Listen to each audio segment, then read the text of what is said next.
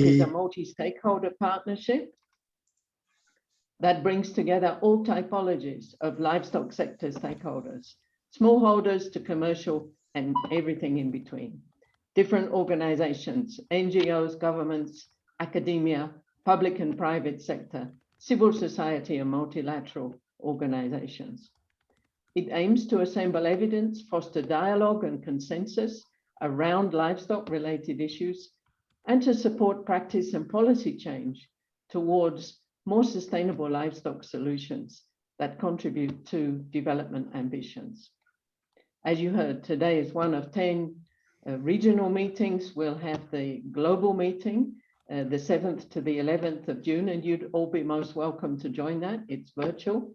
And that'll be an opportunity to bring together the outputs from all of these regional consultations to feed into two ongoing global processes.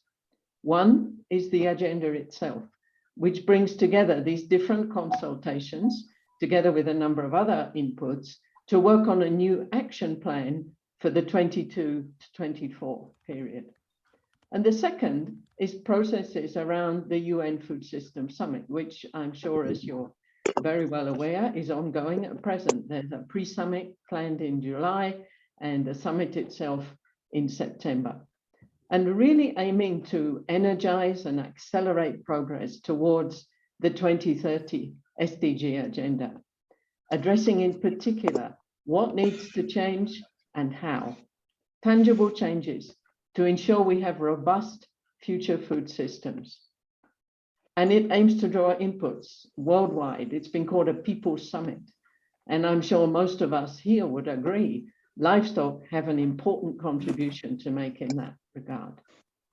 So making these connections across these pieces is helped because all of our regional consultations are using a similar, not entirely the same process. They've framed, as Martin said, those consultations around the 5 action tracks of the UN Food System Summit and 4 sustainability domains that guide GASL's, the global agenda's priorities, so that we've got to pull everything together.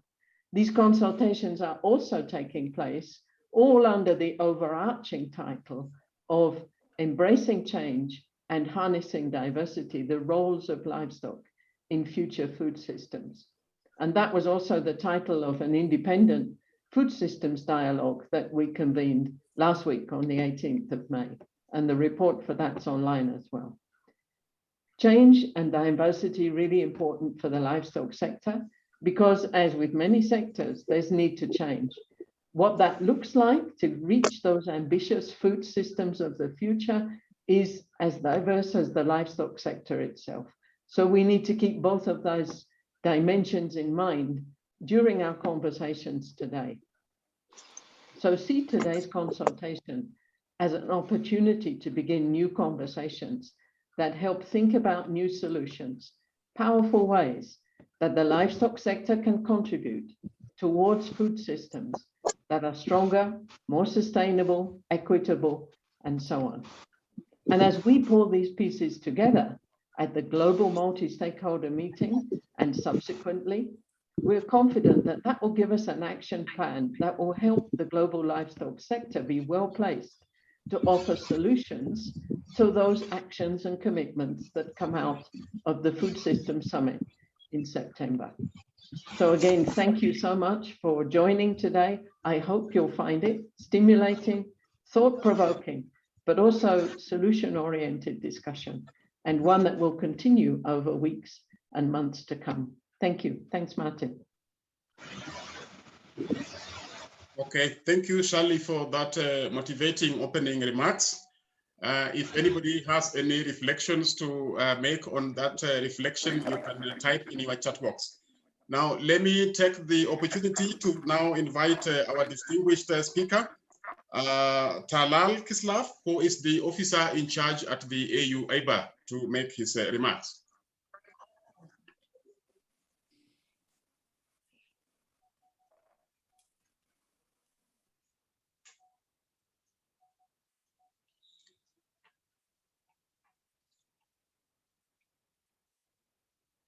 I'm checking whether he is already in the house.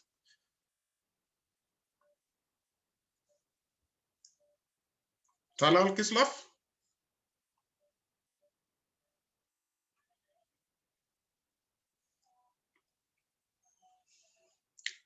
Sarah, if you hear me, do you know if it's ready in the house? Sorry.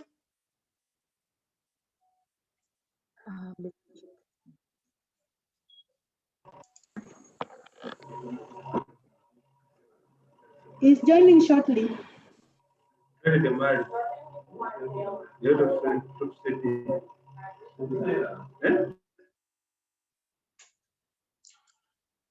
Okay, kindly bear with that situation. I think he's reported to be joining shortly.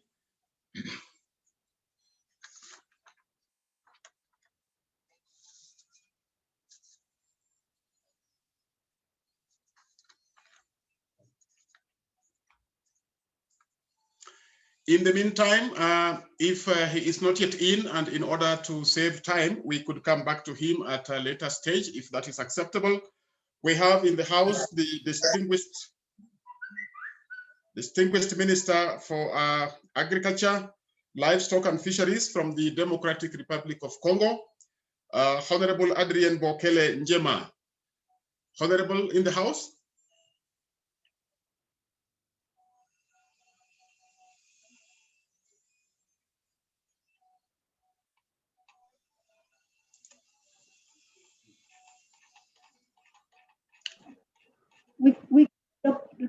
Doctor, Sarah is going to read the speech. Okay, thank you very much. We understand that he's not in the house, but there is a prepared text which Sarah at the AU IBA is going to read. Sarah, please welcome on behalf of the minister.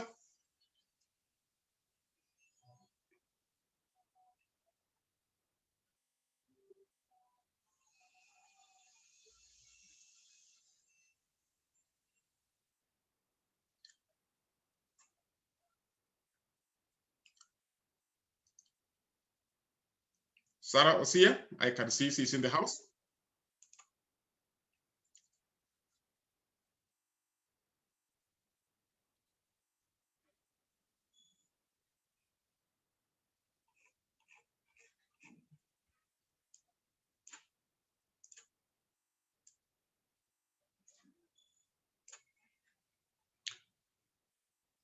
In the meantime, as that is being organized, we have to also inform that AU IBA has been so kind to organize the Anglophone meeting for the multi-stakeholder consultation, both for this side of Africa, but also for the Francophone.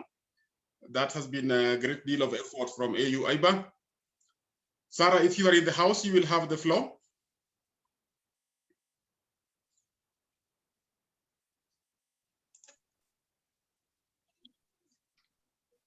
Thank you, Martin, and good morning and good afternoon, participants. So I will read this speech on behalf of our OIC, Mr. Talal Kishlaf.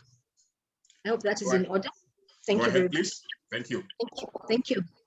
So, Mr. Adrien Bokele Njema of Agriculture, Livestock and Fisheries of the Democratic Republic of Congo, distinguished participants, ladies and gentlemen, all protocols observed. On behalf of the Commission of the Department of Agriculture, Rural Development and Blue Economy of the African Union Commission, Her Excellency Ambassador Joseph Asako, I would like to extend a warm welcome to you all to this multi-stakeholder consultative virtual meeting themed Embracing Change and Harnessing Diversity, the Roles of Livestock in Sustainable Food Systems.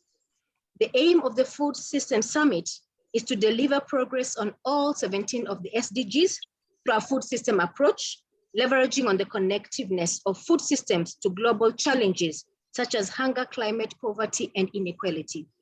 These aforementioned global challenges are homogeneous and inform the AU IBA strategic plan and the AU African Union Agenda 2063 documents.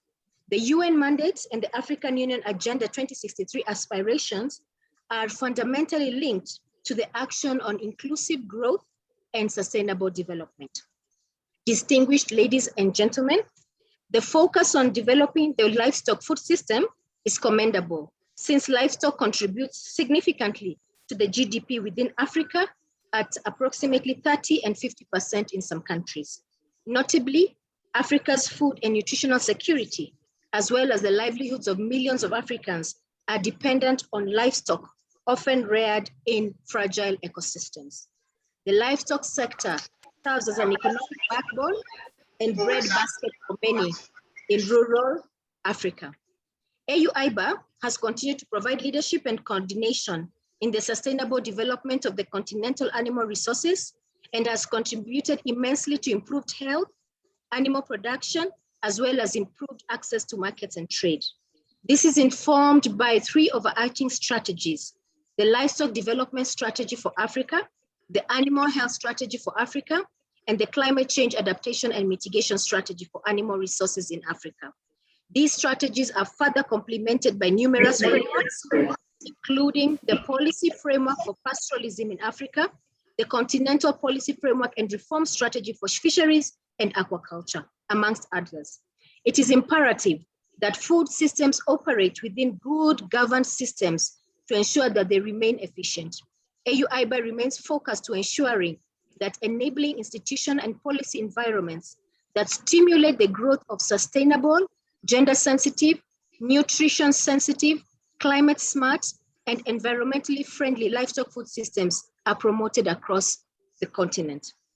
Ladies and gentlemen, the emergence of the global COVID-19 pandemic has exposed the world's underbelly and awakened the need for global unity to overcome the effects of the pandemic. To enable the continent to build back better, it is pertinent that we unite and embrace the multi-stakeholder approach. I would like to extend my appreciation for the show of unity from all stakeholders to work together towards feeding the world in a sustainable, inclusive, and environmentally safe manner. AU-IBA commits to working closely with all global, continental, regional, and national, public and private sector stakeholders and partners to achieve this global agenda through the implementation of the 5 action tracks. Finally, it is my hope that the outcomes of these consultations will catalyze transformation of the livestock food systems and contribute significantly to improved livelihoods and knowledge-based economies for the African region and the world at large. Thank you very much for your attention. Thank you. Thank you, Mary, for delivering that speech on behalf of your officer in charge. I still ask that if somebody has any comments or reflections with regard to the issues articulated in the speech, kindly drop your comments in the chat box. One more time, we could now move on to request the indulgence of the Honorable Minister, if he's in the House, or his distinguished representative, if any. And if in the absence of that, then of course, I would then just go straight to highlight the objectives of this particular meeting. I had shared a screen. I don't know if it is still visible. Somebody confirm, please. Not yet. But it's not. No, not yet. Okay, let me share the screen. Aside from that, I would like to suggest that the objectives of this meeting are derived from the overall objectives of the upcoming Global Agenda for Sustainable Livestock meeting, which is happening in the next 2 weeks. And the meeting sets out to achieve a set of 6 objectives that will also be the main focus of this regional consultative meeting. And these are: 1, to illustrate and summarize the present global situation in the livestock sector with the perspectives from the Anglophone Africa. The same is happening for other regional meetings, and the issues are distinct to different regions. And for today, we focus on the Anglophone Africa. Secondly, we will try to identify major action lines towards achieving resilience and sustainable global food systems, with special reference to the roles of livestock, and especially within the context of the COVID-19 pandemic. Objective 3 is to illustrate and discuss various initiatives for net zero carbon emission from the livestock production systems, special focus on the dairy subsector, and other low carbon livestock initiatives. and the GASL synergies with the FAO Committee on Agriculture and Subcommittee on Livestock. The fourth objective is to identify roles, action points, action lines of multi-stakeholder processes in the transition to achieve game-changing solutions that we can propose from our regional context and experiences. Objective 5 is to provide input material for the 2021 UN Food Systems Summit, which will take place in September, as already indicated by Shali, along the 5 action tracks of the UN Food Systems Summit. And then, of course, to feed the process of further developing the theory of change and the new action plan for GASL for their 2022 to 2024 strategic plan. So in brief, these are the objectives that will guide our meeting. And with that, I now wish to invite Dr. Sarah Asanaf Osia, who is the project officer at AU IBA, to provide a presentation setting the scene for the agenda for livestock development in Africa. Dr. Sarah?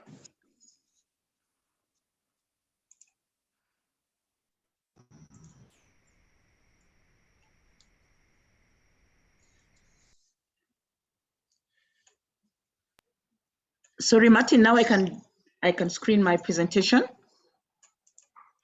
I think then I have to exit the scene for you. Oh, no, you don't have to. Oh, okay.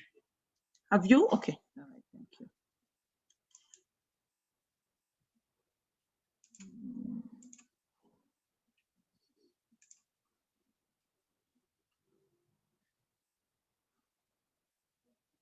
All right, there you are.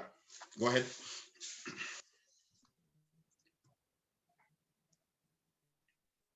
Okay, thank you very much, Martin, and good afternoon, everybody.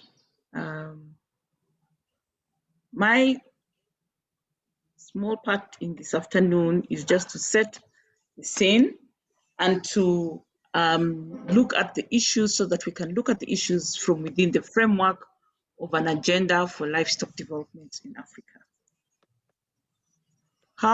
The main question for this whole consultation is, how do we produce? Sorry, is my volume on? We hear you. We hear you clearly. Go ahead. Yes. How do we produce and consume animal or livestock sourced foods, and how does this support attainment of the SDGs and the African Union Vision 2063? So the SDGs will be 2030, and we're very close to that. We even have a closer target of the Malabo Declaration, which is 2025. Who is producing? These are some of the questions we need to ask within the framework of Africa, even as we are starting this consultation. Who is producing and how? Who is conveying? So between farm and fork, what is in that space? Who is consuming and how? What agenda for livestock development in Africa and way forward, I'll present a way forward for enhancing Africa's animal source food systems.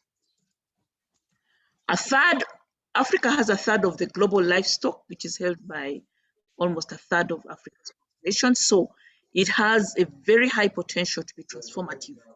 There are diversity of systems and models, and I think Shirley also alluded to this, mostly informal.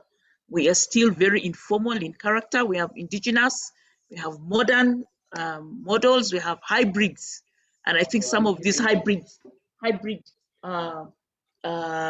models are some of the best that we have. We have, for example, Uganda has a dairy sector which has multiple models that build into a strategy, and they've had 4,000% increase in the capacity of its dairy sector. Livestock hold diverse values, and for Africa, I think these are really central to the way we look at our livestock, but also to the way we look at our food systems. So the exchange for cereals and other needs, savings, all of these, we know that the investment vehicles, assets that are partitioned by gender, assets for risk mitigation, multiplier, and spillover impacts. However, we have poorly and inadequately developed input systems, notably feed and access to health services. And then there's the effect of different production systems on sustainability and changing and reducing access to natural resources, increased vulnerability to climate, and of course the high non-wage basis labor, especially women and youth. So all of these issues affect our animal resource food systems.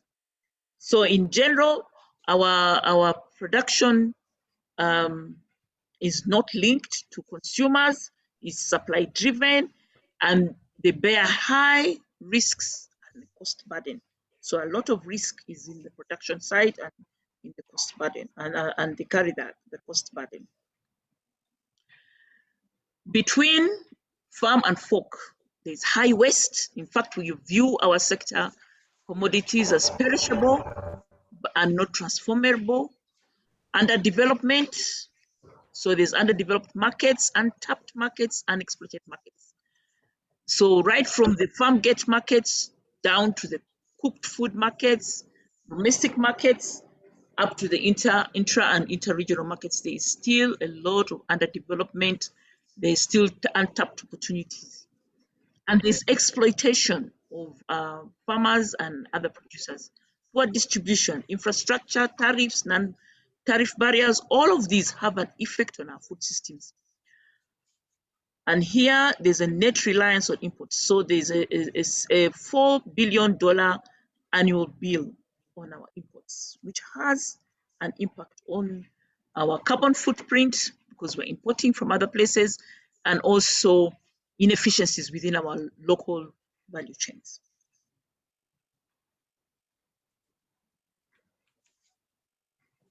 What is the consumer side like? The key statement here is high and growing demand. However, you have to partition this down to the reality. What happens? There's emerging middle class, which is affluent, largely urban populations, and this is more closely related to the global narrative. High consumption due to affluence and growing incidence of lifestyle diseases. But this is not the character for a lot of other consumers. The majority are under consuming, and they find animal resource foods not affordable, and there's poor nutrition status, especially for women and children and women of reproductive age. Then there's a third group producing and largely rural communities. So for some of them, milk and other products are part of their food. They live an active life, so they do not have the same problems with lifestyle diseases, and often prefer to sell and only consume what they cannot sell. It's important for us to be looking at this because the narrative is leaning towards the present narrative is negative towards some of the foods that come from the livestock sector. So malnutrition, high cost and access, especially for the vulnerable, food safety and handling, emerging importance of non-communicable disease. These are all issues that Africa faces. However, in the last decade or so, Africa has had a decade of developing strategies for this sector. So it's the decade of developing strategies. We've had the first one that came was the pastoralist strategy policy framework for pastoralism in Africa. So securing and protecting and improving the lives, livelihoods, and rights of pastoralist communities. So this came from looking at some of the issues that I presented and a lot more issues. And the livestock sector has organized itself and developed a number of strategies. So the first one that came was the one on pastoralism. And then we had the Livestock Development Strategy for Africa, which was endorsed by the African Union Heads of State and Government in 2015. From this, the Animal Health Strategy for Africa has developed, and the Animal Welfare Strategy for Africa. I'll just look at only one, and you can see from looking at the pillars of the LIDESA, the Livestock Development Strategy for Africa, looking at its strategic objectives, you can see that it's already frameworked to address some of the issues in the action tracks. That will be the focus of the Food Systems Summit. So the first strategic objective is to attract public and private investment along the livestock value chains. The second one is to enhance animal health and increase production, productivity, and resilience of production systems. And the third one is to enhance innovation generation and utilization of technologies, capacities, and entrepreneurship skills of value chain actors. And the last strategic objective is to enhance access, markets, services, and value addition. And you can see this is all very well framed to really be responsive to the challenges of food systems. So what are some of the things that are being done across the African continent? What are some of the things that are being done with support of AU-IBA and other strategic partners? First of all, we're looking at African narratives and positions on the contribution of livestock to growth and development objectives, including total contribution to GDP, food and nutrition security, livelihoods, and environmental health. LIDESA has a double-pronged approach. It looks at sustainable livelihoods as well as commercialization. There are initiatives to address inefficiencies through a value chain approach. AU-IBA is actually working on 6 different regional livestock value chains, and this is being done in coordination with REX, regional economic communities, and with member states, as well as with other stakeholders. So these are some of the approaches to really address the challenges within food systems and also to build sustainability within those food systems. Implementation of a One Health approach, which does not put health systems into silos, but looks at it from the positions of animals, environment, and humans. And I think with COVID, a lot more needs to be done, and also a lot more awareness needs to be raised. Long-term vision and planning to build stronger and more resilient livestock sectors, including food systems. This is the core of the heart of LIDESA, to move us away from fragmented initiatives. I think this is one of the biggest problems we have, especially I think with even our food systems, that we're looking at things on an annual basis or in a very fragmented way, to have a more cohesive approach to how we address the issues there.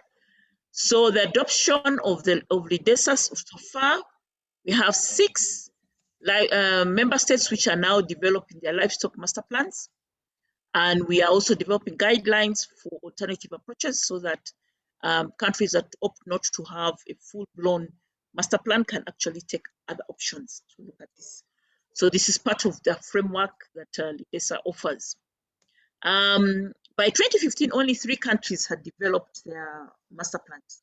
And so this is really an opportunity to take countries forward. We started this initiative in consultation with the directors of animal production, and they went through a process of looking at where each country is and deciding on which are the 6 countries that we can now focus on, and 10 countries that we can focus on to work with on adopting LIDESA. And 6 of these countries are now ready and prepared to go ahead and develop their livestock master plan. Kenya is actually right in that process, and Egypt is not very far behind.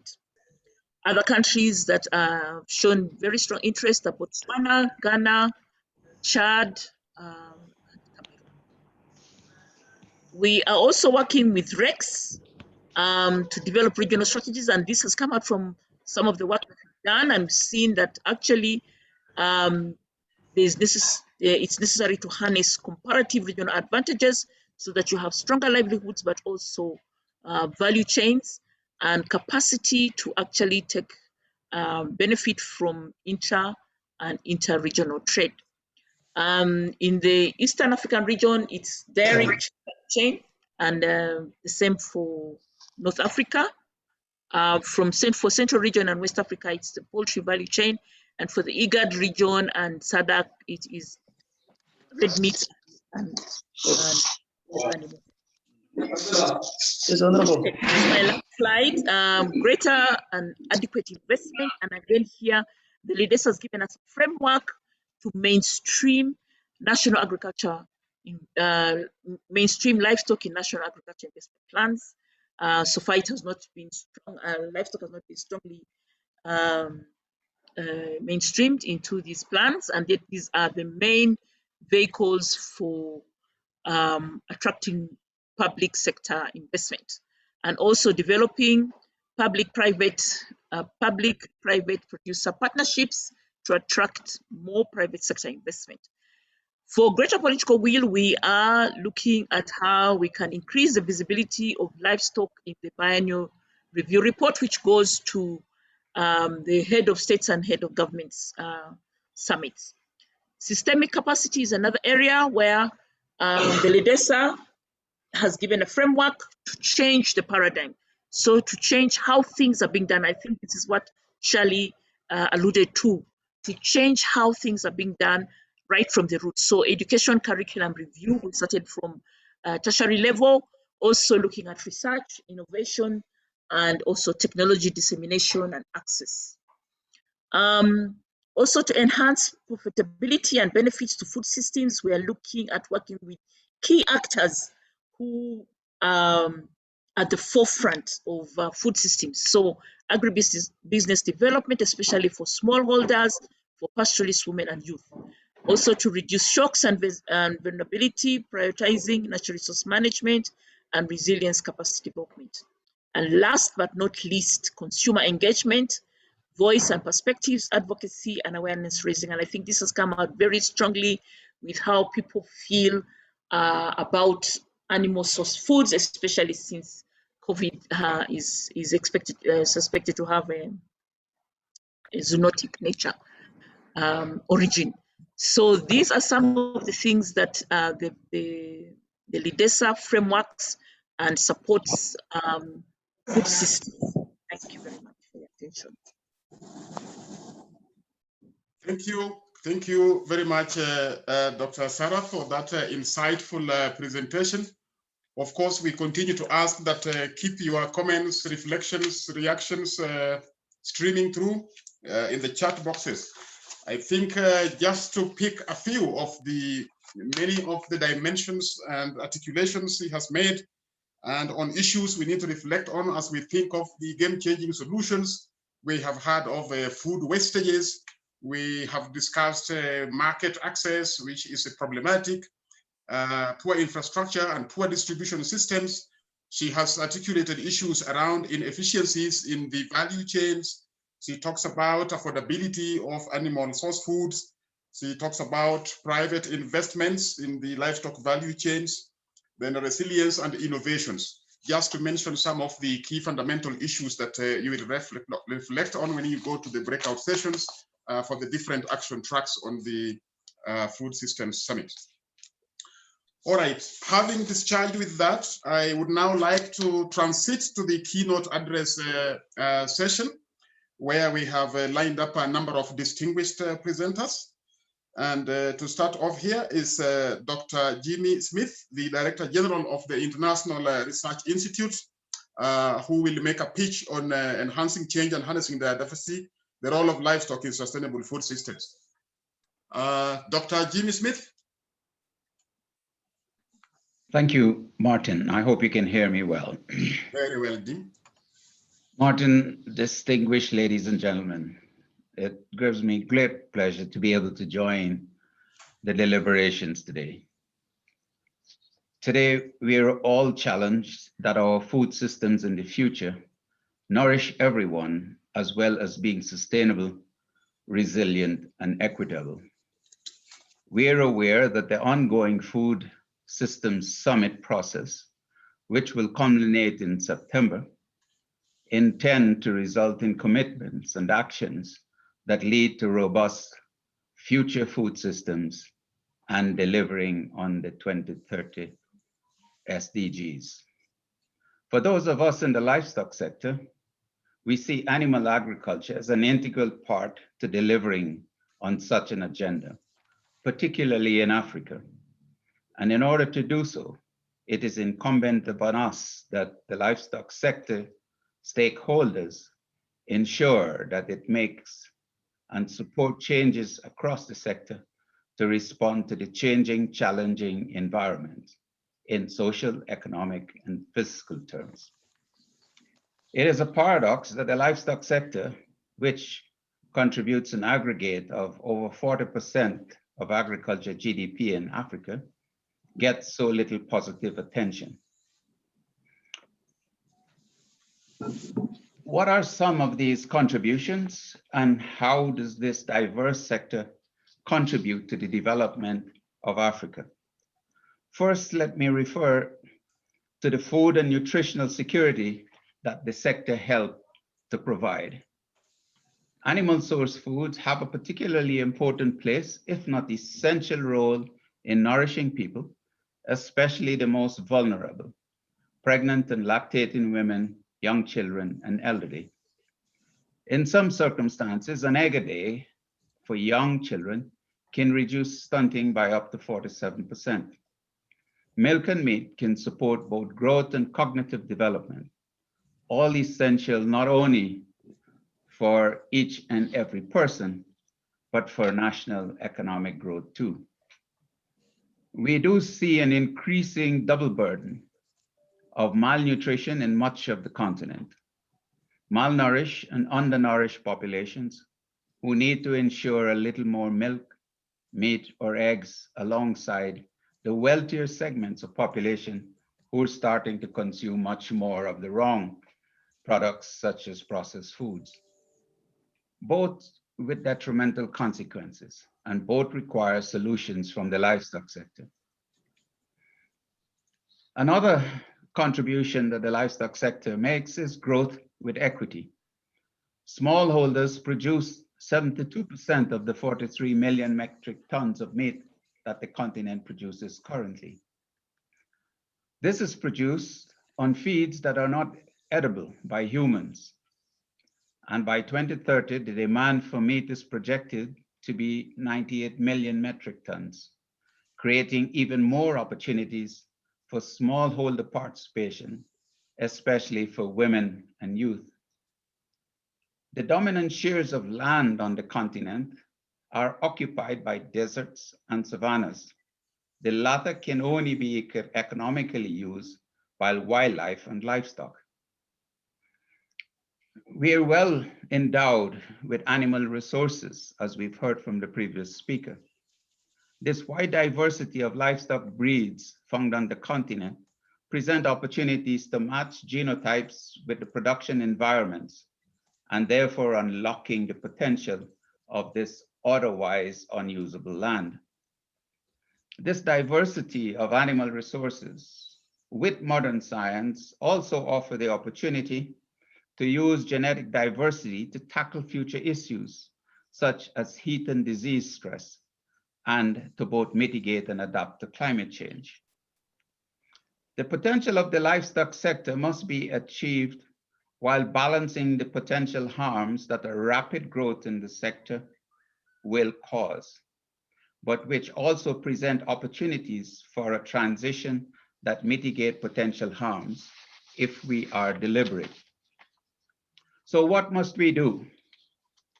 Of course, we must be smart about targeting and prioritizing the increased investments I call for. The Africa-wide free trade area that has just been promulgated create an unprecedented opportunity for market development and trade, not just for outputs of livestock products, meat, milk, and eggs, and so on, but also for input supplies, feeds, veterinary products, and the likes. To capitalize on these opportunities, we must do things differently. We must tackle transboundary diseases and normalize and standardize regulations and standards. I note that despite the neglect of the sector over time, that there is light in the tunnel, as has just been discussed by our speaker from AU-IBAR. AU-IBAR has set out an ambitious livestock development strategy for Africa, 2015 to 2035, that she just described.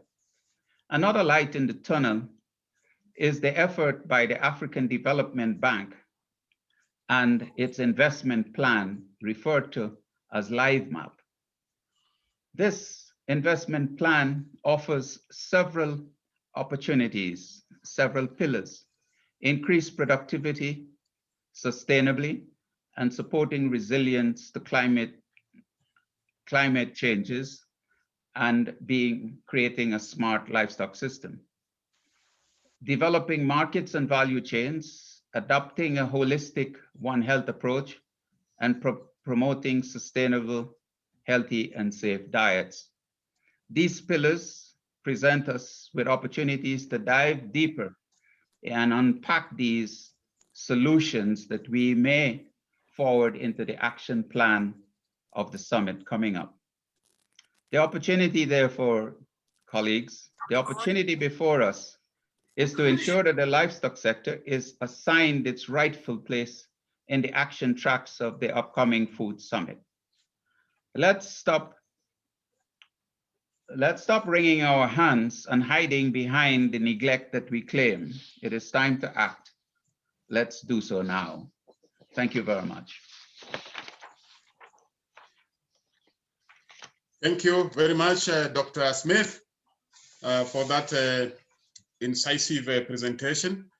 If there are any reflections, keep them flowing in the chat box. And if there is any striking observation, we could call out on Jim to make a remark. Maybe, Jim, just one comment. This is just directly from me as your moderator. I think I also have some opportunity to reflect. You talk about standardizing regulations, but could you just share your thoughts? How does this work in the dichotomy of the global South and the North context? Well, there I was referring to as we try to exploit an African free trade area, the opportunity to trade across the continent, which never existed in this form before, presents these markets that we can exploit in Africa.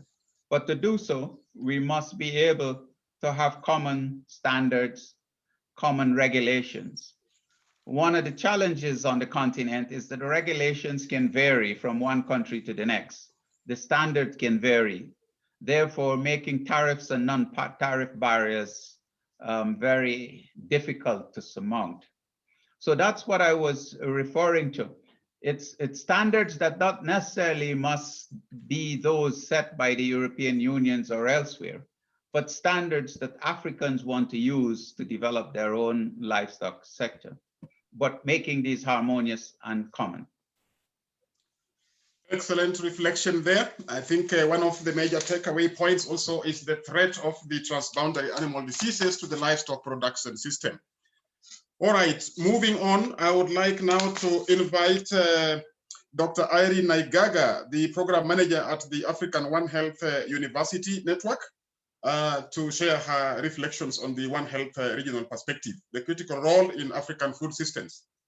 Dr. Irene, welcome. Sorry,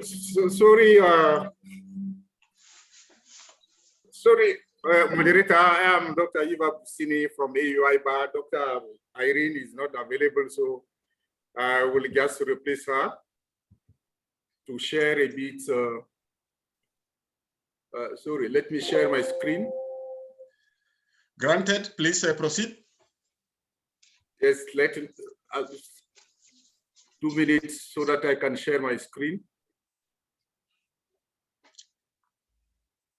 At your pleasure. Okay.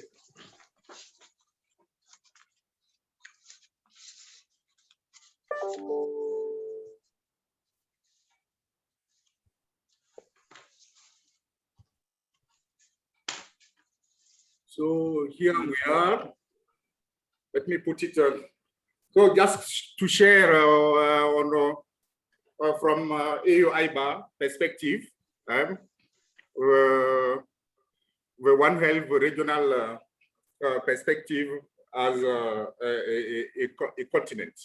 This is just what AUIBA is doing in terms of public health preservation, disease control, and food system. To address, to strengthen veterinary governance and the overall animal health system across the continent, the prevention, control, and emergency response to priority transboundary animal diseases and zoonoses, and also build capacity of member states and regional economic communities on veterinary public health and One Health approach. And of course, compliance with animal health and animal welfare standard if you want to increase the access to market to our products, and also provide safe animal product to our population. And this is being done through implementation of program and project on the control and prevention of transboundary animal diseases and zoonoses, and enhancing the capacity, as I said, of member states in animal disease and zoonosis and food safety in the continent. So this is just to give a brief overview on the situation of zoonosis in Africa. That Africa really is known as with a heavy burden of TARD and zoonoses. And 12 out of 15 TARD and zoonoses are known in Africa, and many of them are zoonotic and endemic among the poorest countries. Just to list few of them, you have rabies, anthrax, bovine TB, brucellosis, cysticercosis, and echinococcosis, among others, and from emerging or public health threats. You have this hemorrhagic fever, the Congo Crimea hemorrhagic fever, Ebola, Lassa, Marburg fever, Rift Valley fever, and recently the COVID pandemic that is still on. So as AUIBA, we are cognizant of that with the interconnectedness of the health of human, animal, and ecosystem, and also the multiplicity of players needed to address the risk at this interface, and within the environment of inadequate and lack of political policies, strategy, program, legislation, and regulation. And of course, inadequate or lack of resources to address these health issues. And therefore, there is a need for coordinated and collaborative multidisciplinary approach and cross-sectional approach to address the potential or existing risk that originate at the animal, human, and ecosystem surface, where people produce most of the food, including the animal protein. So what are now the governance, the governance of One Health that AUIBA is promoting? So from the foregoing, good governance for One Health at global, regional, and national level has become critical to collaboratively and synergistically address the issues in a sustainable way as provided by One Health.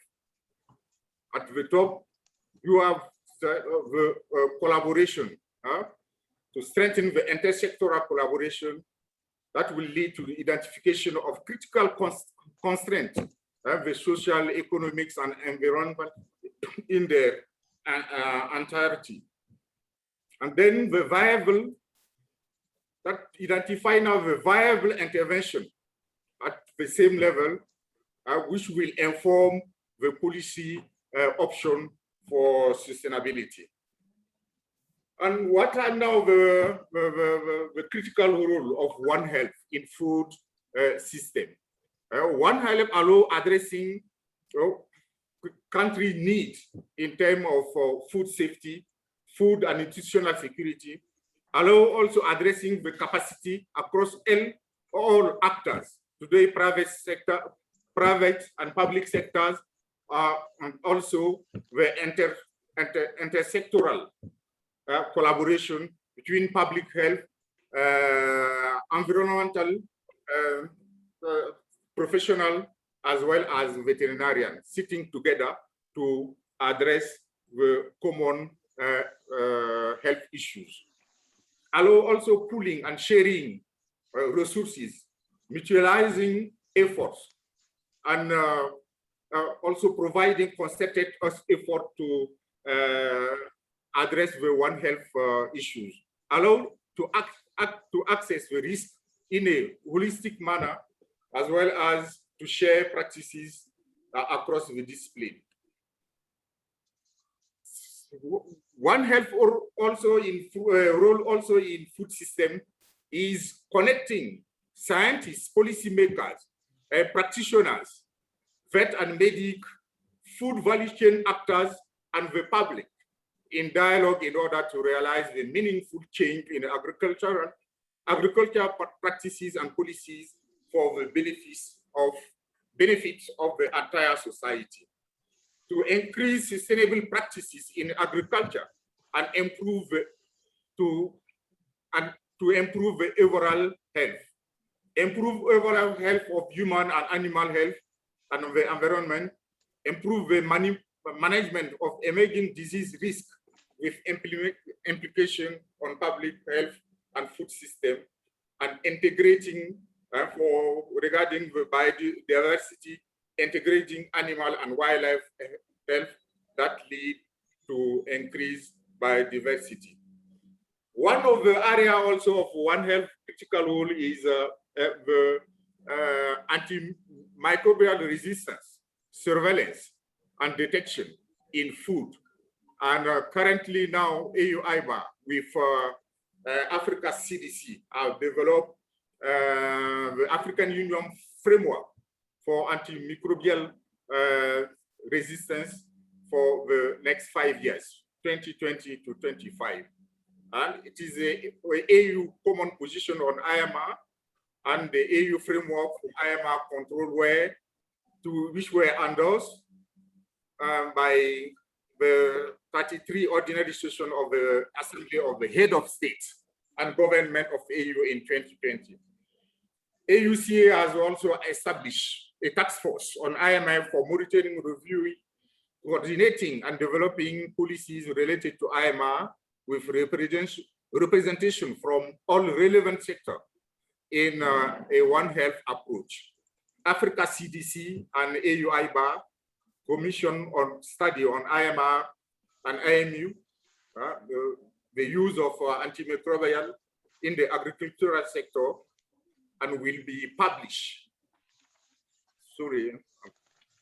And this will be published. And we are currently also supporting member states in the area of the situational analysis of IMR.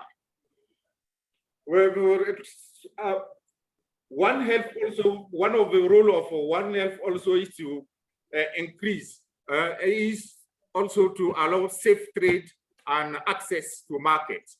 And first, to safeguard trade and consumption of agricultural products. When it comes to animal protein, to promote safe trade of animal and animal products, and increase access to market of animal and animal products to regional and international markets. Let me just allow me share to just talk about the ongoing initiative currently being conducted by AU-IBA. The one is to build capacity of One Health workforce in member states and RECs, and to strengthen veterinary public health in member states and RECs, and establish One Health coordination mechanism. This has already been done since now 5 years ago, with the establishment of a integrated regional coordination mechanism in all the 5 regions to address One Health, to address PADS and zoonoses control, prevention and control, as well as the food control system. generate evidence-based policies advocacy at national and regional level, promote also advocacy for budgetary allocation and resource mobilization, right?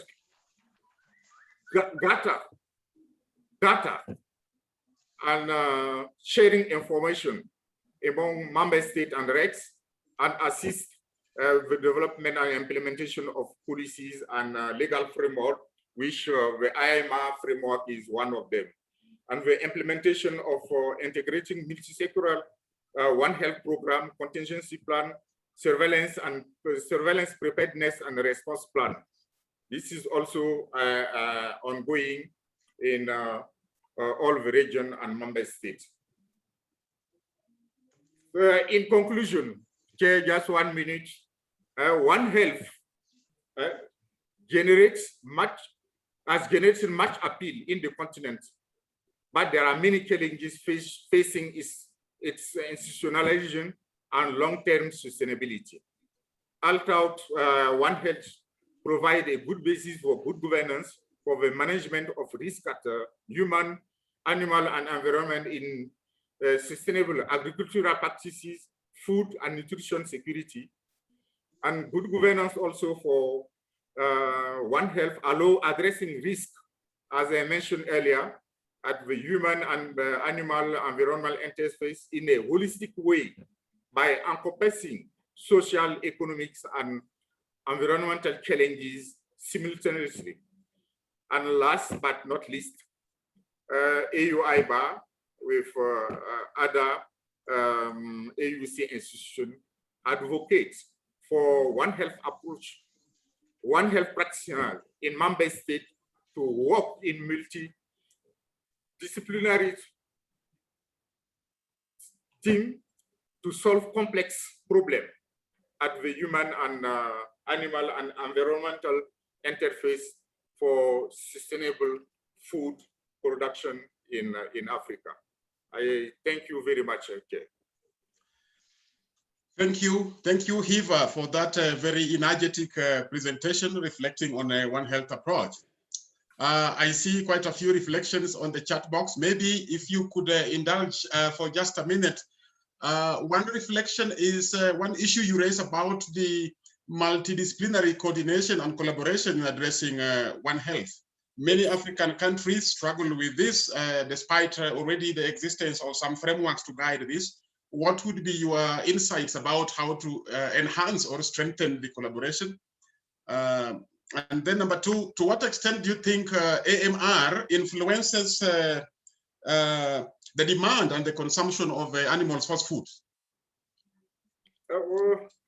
Thank you, Chair. For the first one, sorry, I did not mention it because I did not mention it, but currently, together with Africa CDC, we have embarked in the development of One Health strategy for Africa, which will also follow the same step up to the adoption by head of state of AUC. And then it will become now mandatory compulsory for all member states to effectively implement the One Health approach and institutionalize this and One Health approach at national and regional level. And once this continental framework is developed, it will be cascaded from continental level to regional level and at national level. But with this, we have already started with the PASS program, assisting few countries, especially in East Africa, to establish at national level what's called the National Zoonotic Disease Unit. Kenya and Uganda are one of the best examples, followed by Cameroon, where a One Health program was developed in a holistic manner and even chaired by the office of the Prime Minister. Regarding now the second one, coming to the IMR, IMR has become now a very big public health concern when it's come to the residue of drugs and pesticides in agricultural products. From AU-IBA perspective, AU-IBA has established a veterinary committee and IMA expert committee that review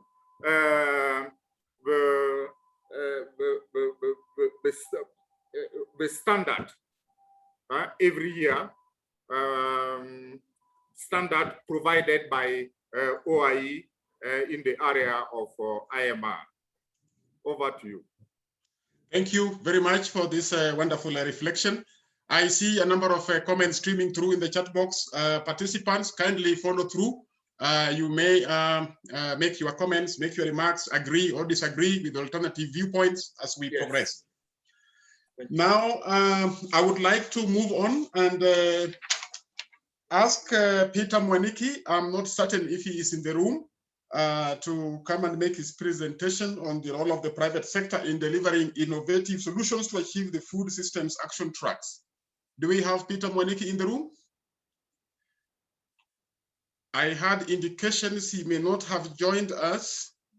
And if then that is the case, I could propose that we move on to the next presenter.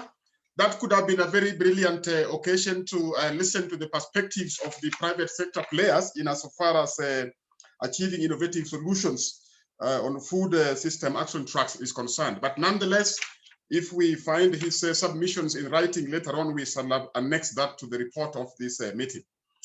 Next is Kwam Andam, the country program leader for IFPRI Nigeria. Kwam, are you in the room? Yes. Excellent. Welcome, and please, the floor is yours. Thank you very much, moderator, and also want to recognize the dignitaries and the excellent presentations that we have heard so far. I will take just a few minutes to emphasize 3 points. I've been asked to talk about an agenda for driving access to safe and nutritious foods of animal origin. I'd like to. Can I just ask you? Sorry, can I just ask, because there's an echo coming from your. Participants are struggling to hear you. Yes, you may have a second appliance on, so maybe. Thank you so much. Is this better? I just adjusted my my headset. Much better, thank you. Okay, very good. Apologies for that. So just briefly, thank you again, moderator and colleagues and participants. Thank you for the invitation to participate. And on my part, I'm going to emphasize 3 points about the agenda for improving access to safe and nutritious animal source foods. And my 3 points are about production costs, consumer preferences, and policies. In terms of the production costs, the current environment is as follows. For animal source foods, especially in West Africa, a lot of the products are coming from production from large producers outside of Africa that are able to produce at scale because of low cost of feed and low costs of other input costs such as veterinary services. Now, this reliance on imports, especially for the large cities, think about cities like Lagos and Accra along the western coast. This reliance on imports certainly plays a role in providing an access to a cheap source of protein for many poor Africans living, especially in the growing cities. Now, there is, however, a concern because for some of the animal source foods, such as eggs, there is a shelf life, and so we cannot fill the gap through imports. Eggs are a really nutritious source of food, and at the same time, the cost for eggs across Africa is so high. And so that's why I believe cost is one of the important points we need to look at, because we are thinking about then production in African countries to meet the need for animal source foods. There is already a growing importance of meat and fish in diets.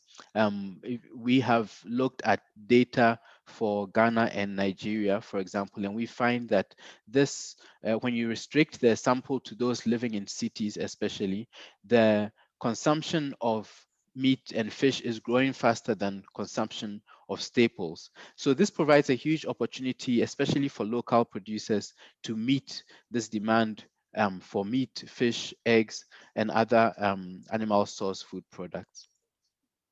And so that's my first point, that we need to improve productivity by reducing costs. The second point on the agenda is about preferences. And here I'm drawing on some research that we did in terms of experimental work, looking at consumer preferences and how much consumers would be willing to pay for aspects such as point of origin of the product, safety, and freshness. And overwhelmingly, we found that the factors of freshness, especially for fish, such as tilapia in Ghana or catfish in Nigeria, and food safety were really high. This shows that there's a potential for local producers to improve their market share by addressing these concerns about food safety and freshness. And so perhaps instead of trying to produce all the products, we should be thinking about production of certain subgroup of products for which these consumer preferences are really high. And that would ensure that on the production side, producers are meeting this growing demand for aspects of safety and freshness of food. This links also to my third point, which is nutrition. And on that point, I'm going to talk a bit more about policy aspects. In some modeling work that we have done, IFPRI has used what is called the Rural Investment Analysis and Prioritization Analysis Model, RIAPA, to look at the returns to policy and public investment options across several countries. I'm going to restrict my discussion to the results for Nigeria. When we look at Nigeria and we look at outcomes such as poverty reduction, economic growth, job provision, which is an important goal right now for Nigerian government, and improving nutrition. There are various public and policy investment options that become important when you look at the marginal returns of, let's say, investing in research or extension for each of these outcomes, right? How much does extension for, let's say, non-cereal crops contribute to poverty reduction or growth or jobs? Now, the point I want to emphasize is when we look at the outcome on improving nutrition, not surprisingly, the livestock policy investments, such as inputs for livestock, extension services for livestock, those become the investments that would yield the most benefits in terms of improving nutrition. What does that tell us then? How does that relate to policies? Well, we know that policies are overwhelmingly focused on crop production. And for example, we have been involved in the production of Nigeria's medium-term development plans for 2025 and 2030, producing analysis for the policy team. And we have been emphasizing this point, that there are very few policies that are actually addressing livestock and improving livestock production. And so perhaps in terms of policy, my main point would be that we need to drive an agenda that looks at agricultural production policies broadly in terms of crop production, for example, and its utility as used for feed grains. And so just to wrap up, these are the three areas that I think we need to pay attention to on the agenda. I'm sure others may have other areas that we should look at. So cost, driving down the cost, looking at consumer preferences and meeting those preferences. And in terms of policy prioritization, looking at the marginal returns to investment in livestock that would improve nutrition outcomes. I see a comment here about specifically about Nigeria and the issue about politics. Let me just say, I mean, in recent news, one of the main issues that we have been seeing is the issue of farmer-herder conflict, right? And so this comment here in the chat window is really appropriate. Driving down the cost of production for livestock producers is in effect helping to improve their security situation. So on that point, I'm going to end my comments. Thank you very much, moderator, and I'll be available for any questions.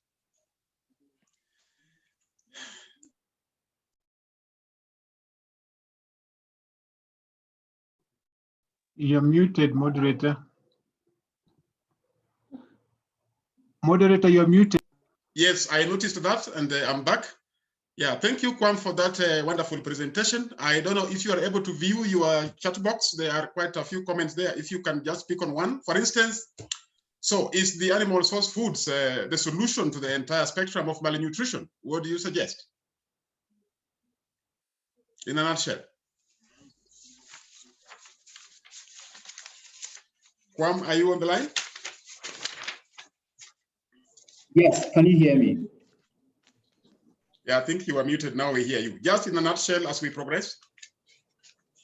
Yes, let me take a minute to address this question. The question is whether animal source foods are the entire spectrum of malnutrition.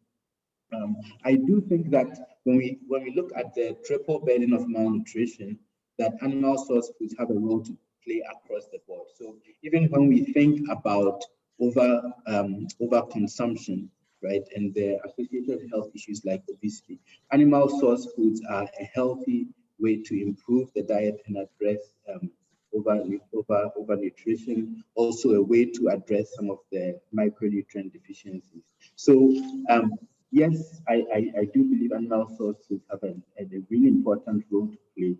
But as I said earlier, livestock, for example, is kind of the orphan when it comes to policies and livestock and dairy production.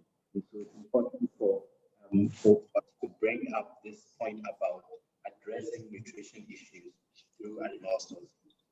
Thank you. Excellent. All right. Up to this point, I think then we are done with the presentations on these key thematic issues.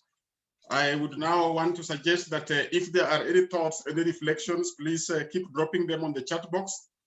But as yet, another wonderful opportunity is coming up where you can further have the chance to brainstorm and share your thoughts. We now want to go into the breakout sessions. And before we do that, I want to explain a few things. First is that we are going to have 5 breakout groups. And each group will be focusing on a specific action track. What will happen is that our technical support has organized to present on the screen these different action tracks. They are abbreviated as 81, 82, up to 85.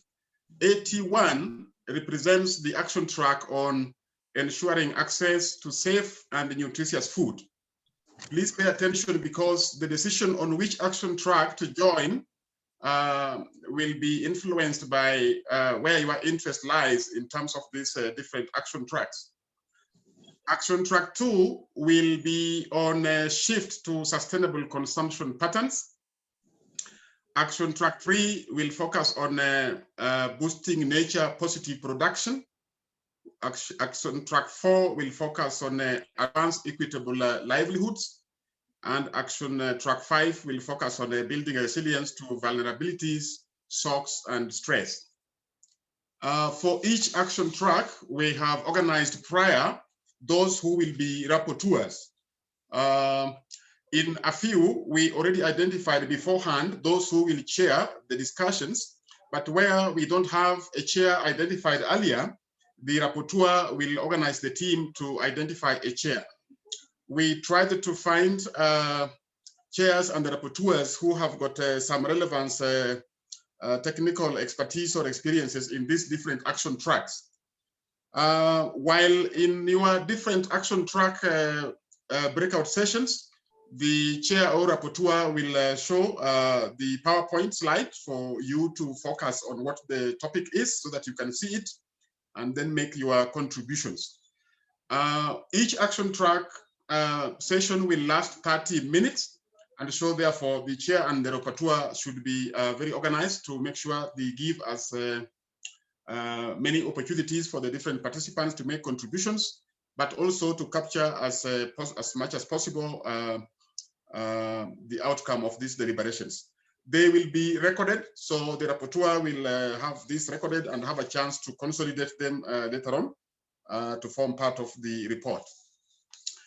When you come back from the action track breakout sessions, we shall have another session where we shall generally now do a key reflection chat hall where people post comments on what they think has come out from their main groups of.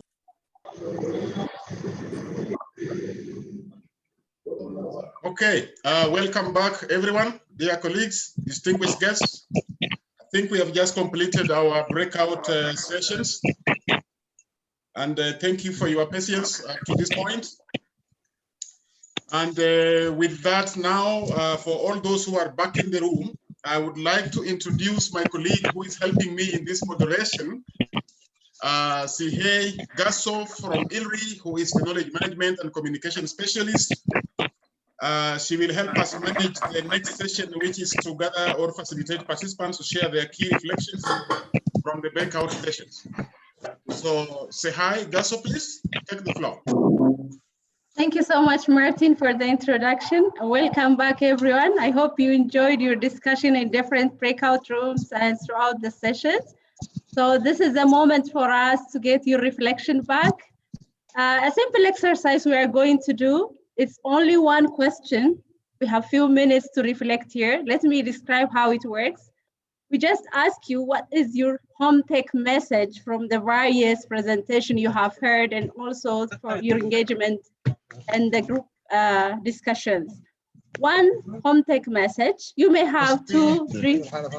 Excuse me. Can you mute yourself, please, if you're not speaking? Thank you. So the question is very simple. One take home message from various presentation you have heard during the our engagement and also from the group discussion. How it works, let me describe. First, you take 1 minute deep silent thinking for you to think through what you have heard and to reflect. And you, as I said, you may have more than one take home message, but just pick one which stands out for you. You type that in a chat box, but you don't press enter until I tell you so. I give you 2-3 minutes for that to think through, to reflect and type in your chat box. And then when I call 1, 2, 3, go, that's when you're pressing enter. Please don't press enter, reflect it in your chat box. Let me add one more challenge for you. We don't need a big paragraph for this. You just describe your take-home message in 3 words only. Excuse me, mute yourself, please. Please mute yourself, or IT help me to mute people. Thank you. Let me add one more challenge. When you write your reflection, you should write it only in 3 words, not in a paragraph, only in 3 words. I hope it is clear. The question is clear. One home take message. I'm start counting my time. Please chat it in your chat box and you press enter when I tell you so. One home take message in 3 words. Type it and make it ready in your chat box and you press enter when I tell you so. 2 minutes for this. 1 minute silent thinking, 1 minute writing.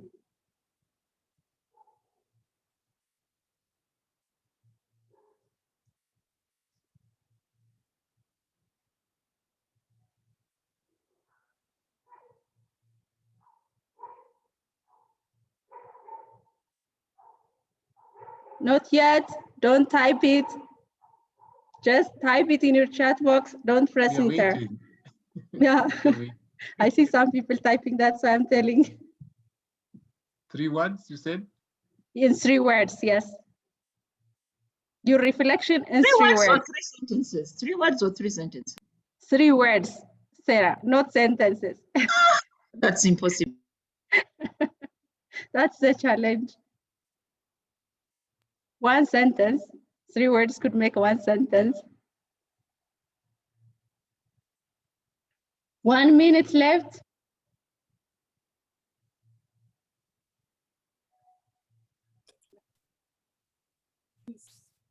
Glas ist frisch gewaschenes Glas hineinpflücken. Please mute yourself.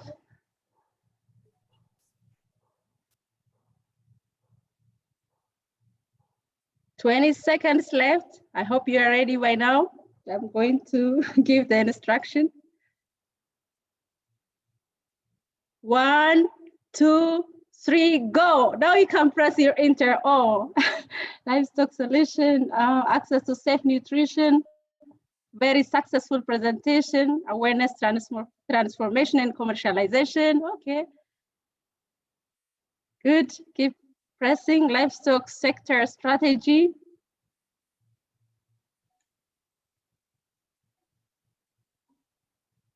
Livestock for health, we have to be resilient and work together to shape our present and future needs, which is a good one.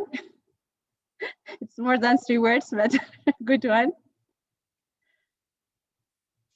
Livestock sector strategy. Livestock for health. Keep pressing. I see 87 people online, but what's coming is small, please.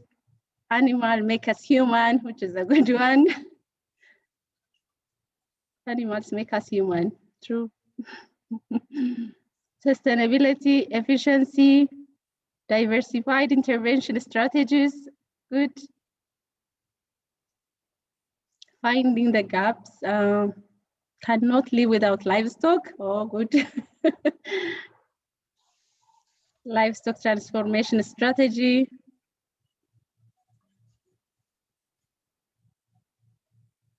One house. Martin, you can cut me at any time now. If I am finishing my Yes, I time. think they have all come in. Animal genetics, data informed policy, innovation management for future, which is good ones. I gave a challenge as well, people to share in 3 words, but what's coming is descriptive enough. So thank you so much. Please keep on typing. We can save this. I will have it in our documents. Thank you, Martin. Over to you now. Thank you, Sihe. That's quite great. I think we can see a very rich, diverse word cloud here, representing the reflections coming from the breakout session discussions. Our rapporteurs will organize this into a synthesized report that will be shared with the participants. I think we have managed our time very well, and we would like now to progress to the last 2 steps. And at this stage, I would like to invite Dr. Simplice Nwala. Dr. Simplice Nwala is the head of the Division, Agriculture and Food Security, African Union Commission, the Department of Agriculture, Rural Development, Blue Economy, and Sustainable Environment. Dr. Nwala, if you are in the house, the floor is yours. Your pleasure. Thank you very much, Martin. Good morning, good afternoon, depending on where you are. If you allow me, I will speak without my video so that, because I have problem with my bandwidth. Before I start, I would like to find out if Dr. Baigwa is here. I hope he has not joined. So I will maybe, as I'm wrapping up and way forwarding, I may as well give some closing remarks on behalf of Dr. Baigwa. Now, I have been asked to wrap up this meeting, quite a challenging task, because as we are all aware, the number of chronically undernourished people on the continent is on the rise. And the latest statistics that we have tell us that about 250 million citizens on the continent are undernourished. If you add the other 426 million citizens of the continent that suffered from moderate food insecurity, you get to the conclusion that we're still far from reaching the Malabo goal of ending hunger and malnutrition by 2025 and the SDG goals of ending hunger by 2030. And I just want to illustrate this with some figures that we got from the second biannual review report. And this is a report that is produced every 2 years and provide the status of the implementation of the Malabo commitment. From this report that was endorsed last year, only 4 countries were on track. 4 out of the 55 countries were on track for meeting or to achieving the Malabo goals. And out of these, only 1 was on track of achieving the goal of ending hunger by 2025, and about 11 on track for achieving the goal of building resilience of at least 1/3 of the farmers, pastoralists on the continent by 2025.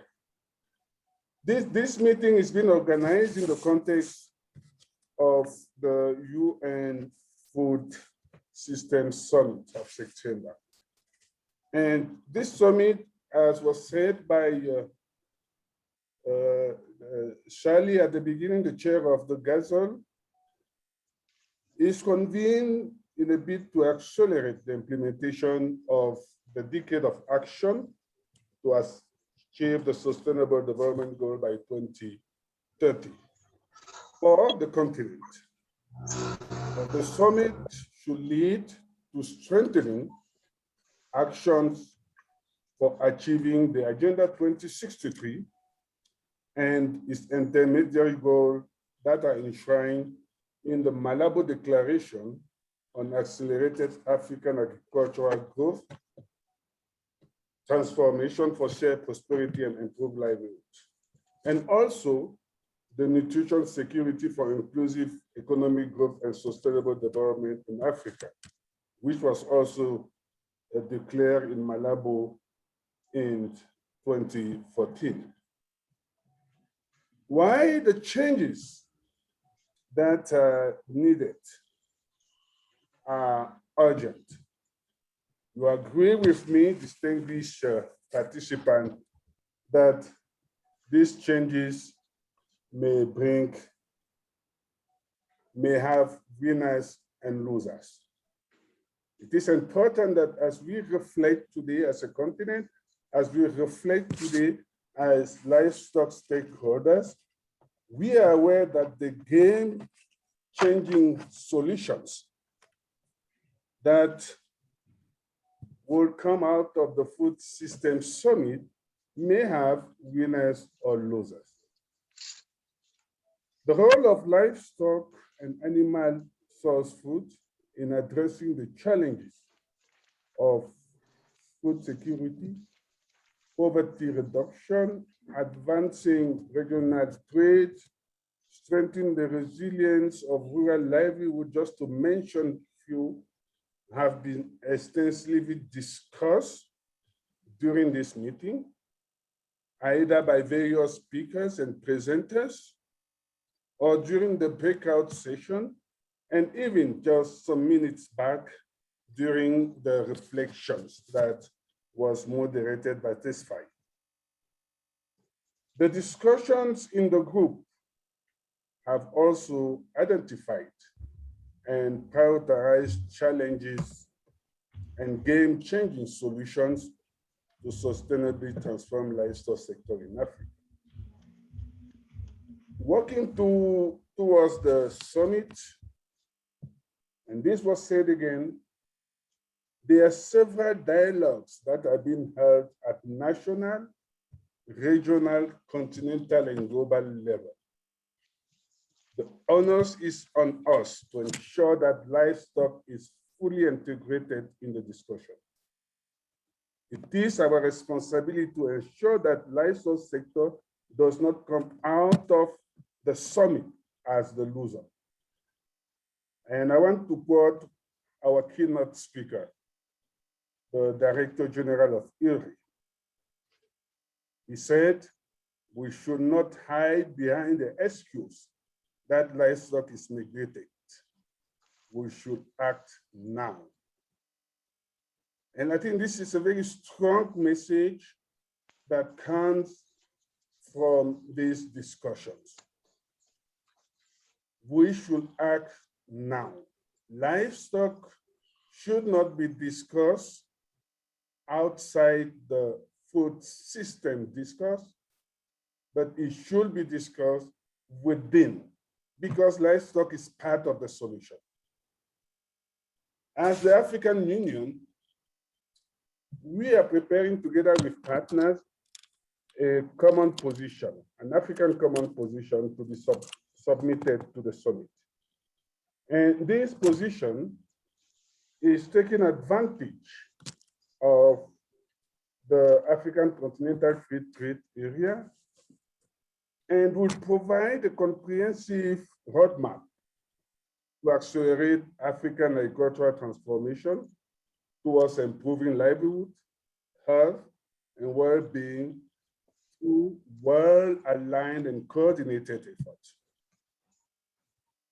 While this position may not necessarily single out specific subsector of the agri-food system, it is important that the specificities of livestock in building resilience of the food system in Africa are well articulated.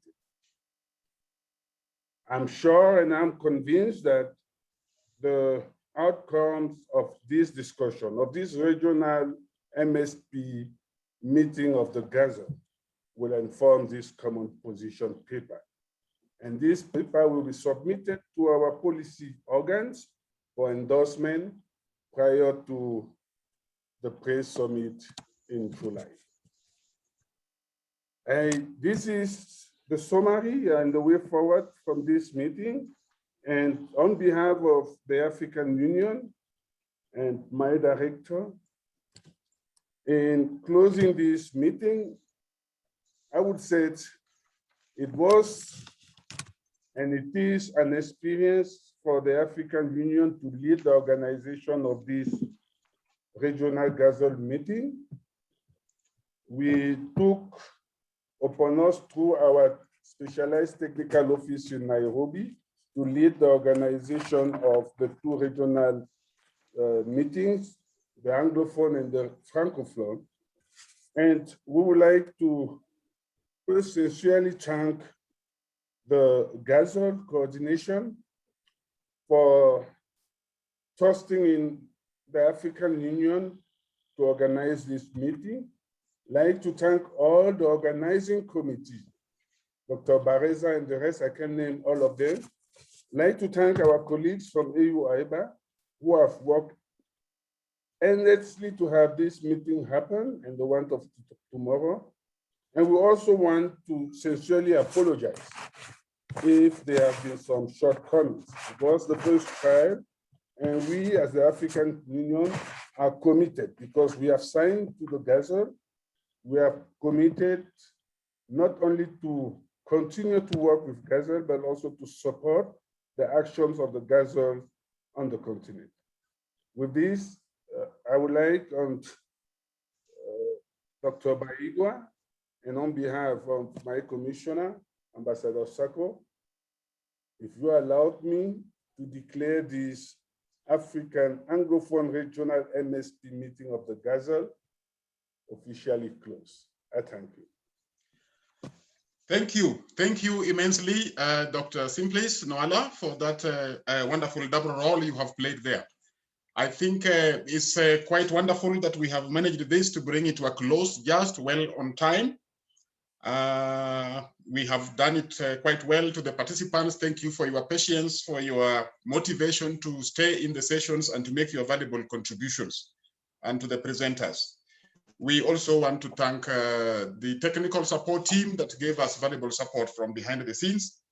And I think that this now concludes for us the Anglophone GASL multi-stakeholder consultation meeting. We would wish to wish you well and to see you in the GASL meeting to come up in June. Thank you very much, and God bless you. Thank you too.